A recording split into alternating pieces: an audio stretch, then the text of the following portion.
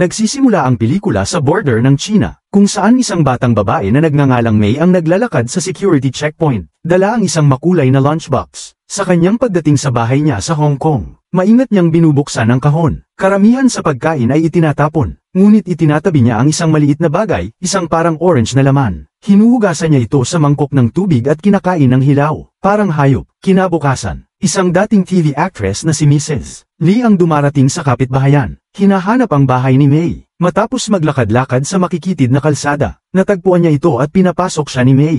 Habang sila'y nag-uusap, pabirong tinanong ni May ang kanyang bisita na hulaan ang kanyang edad. Matagal siyang tinitigan ni Mrs. Lee at hinulaang siya'y nasa edad 30. Ngunit tumawa si May at sinabi na mas matanda siya, sobra pa sa inaakala ng karamihan. Kaya tinatawag na siyang tiya. Dito, nalaman ang dahilan ng pagbisita ni Mrs. Lee. Dating kilalang artista, ang kanyang kagandahan ang naging pinakamalaking asset niya, at ang kanyang asawa ay labis na tapat sa kanya. Ngunit ngayon, unti-unti nang nauubos ang kanyang kabataan at takot siyang mawala ang pagmamahal ng kanyang asawa. Ayon sa nalaman ni Mrs. Lee, ang dumplings ni Aunt May ay mas mabisa kaysa anumang kosmetiko upang mapanatili ang kabataan. Kaya nais niyang subukan ito sa pag-asang mapanatili ang yaman at pagmamahal ng kanyang asawang si Mr. Lee. Pumasok si May sa kusina upang ihanda ang dumplings. Ipinaliwanag niya na ang kanyang lihim na sangkap ay hindi lamang nagpapaganda kundi tumitigil din sa pagtanda mula sa loob. Ginamit ni May ang kanyang husay sa pagluluto upang maingat na gawin ang dumplings. Nang matapos, hinain niya ito kay Mrs. Lee at sinabing kainin ito habang mainit pa. Ngunit sa unang kagat pa lang ni Mrs. Lee, biglang nagkaroon ng awkward na saglit. Hindi kasi maganda ang lasa, at may isang dumpling pa na nahulog sa sahig. Kalma lang si May. Pinulot ito at sinabi sa bisita na magtiwala na lamang sa resulta. Ayon kay May, ang kanyang dumplings ay nagbibigay ng rejuvenation na hindi kayang pantayan ng anumang mamahaling kosmetiko. Dahil dito, ipinikit ni Mrs. Lee ang kanyang mga mata at sinimulan ang pagkain. Lumipat ang eksena kay Mr. Lee, na lumalangoy sa swimming pool habang tumatawa at nakikipaglandian sa mga kababaihan sa paligid niya. Matapos ang kanyang paglangoy, umupo siya sa tabi ng pool at nagpagalaw sa isang batang masahista. Nagiging hindi na angkop ang kanyang asal habang hinahawakan niya ang masahista at nagbibigay ng malisyosong komento. Sa isang punto, binuksan niya ang isang itlog at kumain ng kakaibang bagay mula rito. Pinapanood ni Mrs. Lee ang lahat ng ito mula sa bintana. Malinaw na siya ay nababahala sa ginagawa ng kanyang asawa at kung ano ang kahulugan nito para sa kanilang relasyon. Kalaunan, bumisita si May sa isang ospital at nakipagkita sa isang doktor. Iniabot sa kanya ng doktor ang isang kahon ngunit sinabing hindi na niya maibibigay ang sangkap tulad ng dati. Bahagyang naiinis si May, ngunit hindi siya nagsalita at tahimik na umalis. Kinabukasan, muling bumisita si Mrs. Lee kay May para sa dagdag na dumplings. Habang nag-uusap, tinanong niya kung ano ang lihim na sangkap. Casually na ipinaliwanag ni May na fitness meat ang ginagamit niya. Inakala ni Mrs. Lee na biro lamang ito at hindi na siya nagtanong pa. Makalipas ang ilang sandali, inihain ni May ang dumplings at masayang kinain ito ni Mrs. Lee. Biglang nagbago ang eksena at makikita si Mr. Lee na nakikipag-intiman sa isang batang masahista sa hotel. Tila labis niyang nagugustuhan ang sandaling iyon nang bigla siyang makatanggap ng tawag mula sa kanyang asawa, si Mrs. Lee. Nagsinungaling siya at sinabing abala siya sa isang mahalagang meeting.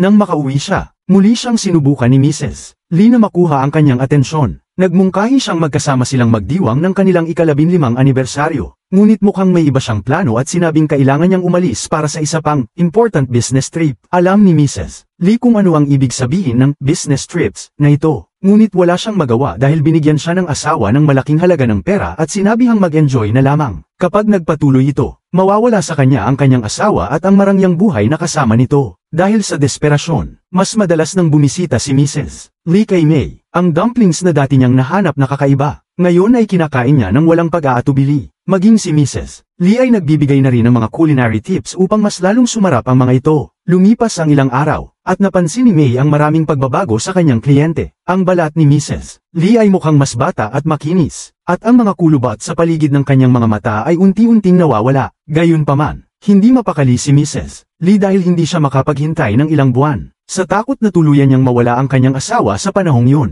nakiusap siya kay May na gumawa ng mas radikal na hakbang upang makamit ang mabilis na resulta. Sinabi ni May na ipagpatuloy lang ang pagkain ng dumplings, ngunit nangako siyang maghahanap ng alternatibong solusyon. Makalipas ang ilang araw, pagkatapos umalis ni Mrs. Lee mula sa apartment, dumating ang isang babae kasama ang kanyang anak na si Kate. Narinig ng ina na dati nang naging isa sa pinakamahusay na gynecologist si May sa China at humihingi siya ng tulong para kay Kate. Napag-alaman na ang batang babae ay 5 buwang buntis, ngunit hindi kayang bayaran ng ina ang pagpapagamot sa ospital. Dagdag pa rito, nalaman na ang ama ni Kate ang dahilan ng kanyang pagbubuntis, kaya't desperado ang ina na maipalaglag ang bata. Tumanggi si May dahil masyadong bata si Kate, at 5 buwang gulang na ang fetus. Sa halip, itinuro niya sila sa isang ilegal na klinika kung saan isinasagawa ang ganitong mga proseso. Bagamat konektado si May sa klinika, hindi bilang gynecologist o sa anumang profesional na kapasidad, kundi upang kunin ang mga preborn fetus mula roon at gamitin ang mga ito bilang sangkap sa kanyang dumplings. Ito ang kanyang lihim, ang mahiwagang sangkap sa likod ng kanyang walang hanggang kabataan. Samantala, natunto ni Mrs. Lee ang hotel kung saan nakatira ang kanyang asawa sa panahon ng kanyang business trip. Dito niya natuklasan na may relasyon ito sa isang masahista. Ang mas bata at mas magandang babae ay pumupunta sa kanyang silid gabi-gabi at isinabat ang "Do Not Disturb" sign sa pinto. Labis na nasaktan sa pagtataksil ng kanyang asawa, dinala ni Mrs. Lee si May sa kanyang bahay kung saan nagkaroon sila ng seryosong pag-uusap. Ibinahagi ni Mrs. Lee ang kanyang mga hinaing, nais niyang magkaanak ngunit hindi siya magdalang tao. Dagdag pa rito, ang kanyang asawa ay nakikipagkita sa mas bata at mas maganda kaysa sa kanya. Muling nakiusap si Mrs. Lee kay May na gumawa ng solusyon upang maibalik ang kanyang kabataan sa pinakamaikling panahon. Samantala, lalong lumalala ang kalagayan ni Kate araw-araw. Malinaw na siya ay buntis, at araw-araw na dumadalaw ang kanyang ina kay May upang humingi ng tulong.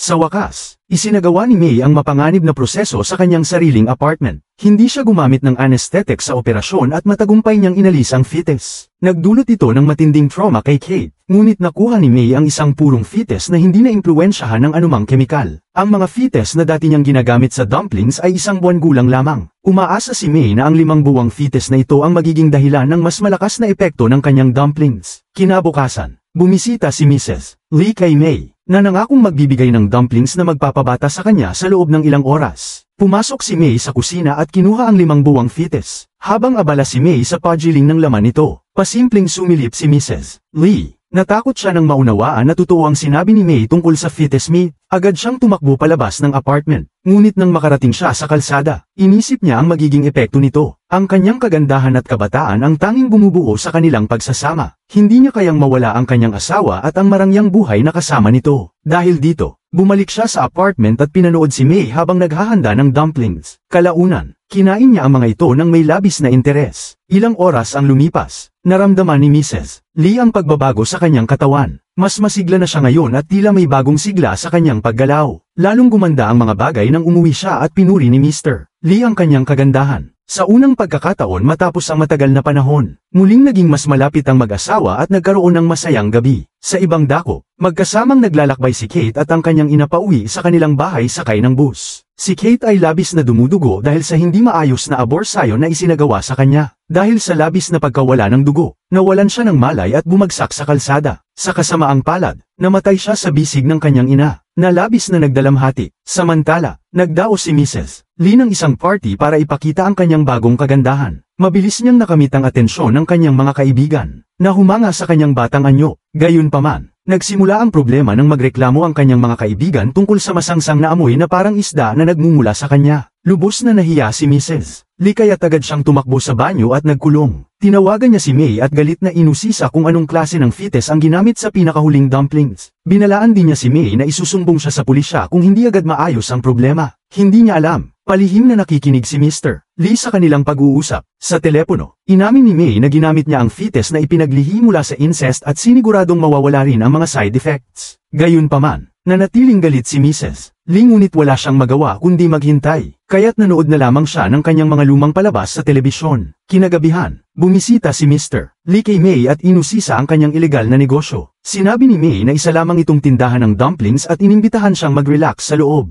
Habang naghahanda ng dumplings, ipinaliwanag ni May ang mga benepisyo ng kanibalismo at kung paano ito itinuturing na normal noong nakaraan. Ikinwento niya na noong panahon ng taggutom, kinakain ng mga tao ang kanilang mga kamag-anak upang mabuhay. Ginagamit din ang laman ng tao para gamutin ang iba't ibang sakit, at maging ang mga sundalo ay ipinagdiriwang ang kanilang tagumpay sa pamamagitan ng pagkain ng karne at dugo ng kanilang mga kaaway. Matapos may handa ni May ang dumplings, inihain niya ito kay Mr. Lee, na agad namang kinain ito ng walang pag-aalinlangan. Mukhang interesado rin si Mr. Lee kay May, Napansin ito ni May at sinimulang akitin ang matandang negosyante. Ibinunyag niya na siya ay 60 taong gulang na ngunit nananatiling mukhang bata dahil sa kanyang dumplings. Pagkatapos kainin ni Mr. Lee ang dumplings, niyakap niya si May, at sila'y nagtalik. Sandaling naantala ang kanilang sesyon dahil sa tawag ni Mrs. Lee, na desperadong humihingi ng higit pang dumplings. Gayunpaman, binaliwala ito ni May at nagpatuloy sa pakikipagtalik kay Mr. Lee. Kinabukasan, bumisita si Mrs. Lee sa ospital at inireklamo ang kanyang mabahong amoy. Ngunit pinayuhan lamang siya ng doktor na manatili sa loob ng bahay at kumain ng masustansyang pagkain. Habang papauwi, nakita niya ang masahistang madalas kasama ng kanyang asawa. Sinundan niya ito at natuklas ang buntis ito sa anak ng kanyang asawa. Natakot si Mrs. Lee para sa kinabukasan ng kanilang relasyon, kaya't naglakad-lakad siya sa mga kalsada habang umiiyak.